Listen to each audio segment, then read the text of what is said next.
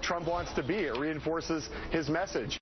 Joining us now with reaction from Nashville, Trump supporter Scotty Nell Hughes from the Tea Party News Network, and from Washington, Matt Schlapp, a Republican strategist who worked with President George W. Bush. Scotty Nell, was this a smart thing for National Review to do?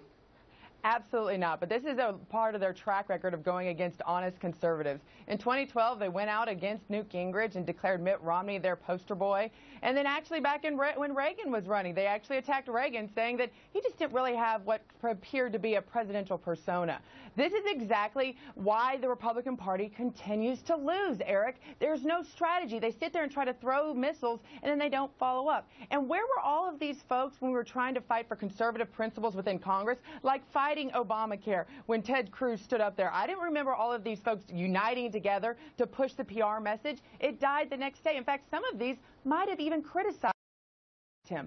So, you know what? I'm all for unification. This was just a bad idea, and it's going to backfire, and unfortunately, it's going to affect the whole entire conservative movement, not just the 22 people that put their name on this. You know, Matt, and I'm scratching my head a little bit. We're 10 days out from Iowa. What is the purpose of this? Is this a Hail Mary pass, or do they believe that this is a well-timed takedown of Trump? Well, first of all, these are conservative luminaries. These are a group of people who collectively have fought every bit of the Obama agenda. So let's give them their due. The fact is this, a lot of them are also Cruz supporters, or they support other candidates. So, yes, they're taking Trump on ideologically and on the questions that people have on his conservative policy bona fides. But let's face it, a lot of these folks have already signed up with other candidates. So I was actually asked to sign onto this manifesto, too, as chairman of the American Conservative Union. I didn't do it. Why didn't I do it? Because I'd rather get Donald Trump in a better place on the issues that I'm concerned about. So you were asked to write a piece to join the 22 pundits that wrote with the National Review. You turned them down because why? It would be too divisive?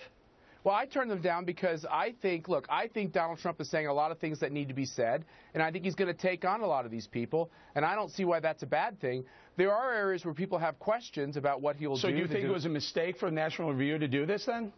Yeah, obviously, if I endorsed it, I would have signed on to it. I didn't sign on to it because I worry exactly what was just said, that I worry that this will just be a cause for division. At the end of this process, if we don't unite every single voter on the center-right, we will not win, and it's imperative that we be able to pull together. I'll bring it to Scotty now. I'll let you respond after that, Matt. But is this actually going to end up helping Donald Trump then? I think this is absolutely, we're seeing it already help Donald Trump, as people are identifying the folks who they perceive to be the wolves in sheep clothing. Now, I agree with you. There are a lot of great patriots. There are a lot of good friends on this list. That's why I'm scratching my head, because why would you go up against the #1 person? Instead of celebrating that we have two conservatives leading these polls, this silent majority has awakened. What these folks have done is sit there and isolated the people that follow Donald Trump, and the majority of them are good conservatives. Can I add this, Matt? So I'm trying to dissect this a little bit. So you look at the National Review, you look at some of the names on that list, very prominent conservatives, but they're not like the typical, let's call it, establishment type on the right. There's a mix. There's the Glenn Becks, there's the Dana Loesch, and then there's also Rich Lowry, etc., and the list goes on and on. So it's almost like, you know, Donald Trump has really made a case for himself being an outsider. This further puts him outside, you know, the D.C. corridor. Maybe that will end up helping him. Maybe, but I think, look, also for Donald Trump and for his supporters, I think it's very fair that prominent conservatives like Ed Meese are saying, we want to know more about where you are on a whole range of issues. And I think it gives Donald Trump yet another opportunity to listen to these critiques and to continue to make it really clear where he is on core issues. He's done a great job on ISIS. He's been very clear on immigration. He's been very clear on how he wants to take on Washington. If prominent people like Ed Meese want to have more questions answered, he simply ought to answer them. So far, he's doing a pretty good job of answering them. So, yeah, go ahead, but he's actually obviously done a good enough job for people like Phyllis Schlafly, Ann Coulter, and now Sarah Palin, three wonderful conservatives to endorse him.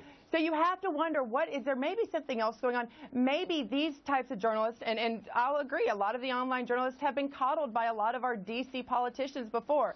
Mr. Trump does not do that. He says, you know what, I'm actually more interested in the grassroots and the people and talking to them than talking to you journalists. You guys just come along for the ride and actually report. And maybe that's kind of more what we're seeing here. Now here's an important question, Matt. If Donald Trump happens to be the nominee going forward, Are these people on this list obligated to defend conservatism, and will they have to push away from the GOP nominee then?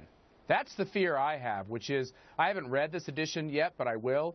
But any language that says that somehow, and I've read it from other conservative journalists, that they would never support Donald Trump. What they are saying, and everybody ought to hear my words, what they are saying is they would support Hillary Clinton or Bernie Sanders to be the next president of the United States. And if they say that, I think they lose all credibility. We have to get behind the nominee of the Republican Party if we are to stop this onslaught of socialism and collectivism and the destruction of our constitutional order that we've seen under an Obama presidency. It must stop, and I'm going to support the Republican nominee no matter who he or she is. Very good. Scotty, last thought. One of the issues that Rich Lowry brought up was that he thought that there was a potential for Donald Trump to be bought by special interests, to be bought off by special interests. That's been one of the pillars of his campaign so far, that he can't be bought. Your thoughts, final thoughts? That's completely a joke, considering he's been the one that has been writing the checks while all of these politicians have been accepting them. Who would you rather have in leadership? The one leading this country, the one that wrote it and cannot be controlled, or the one that is controlled by the guy writing the checks? All right, we're going to leave it right there. Scotty and Matt.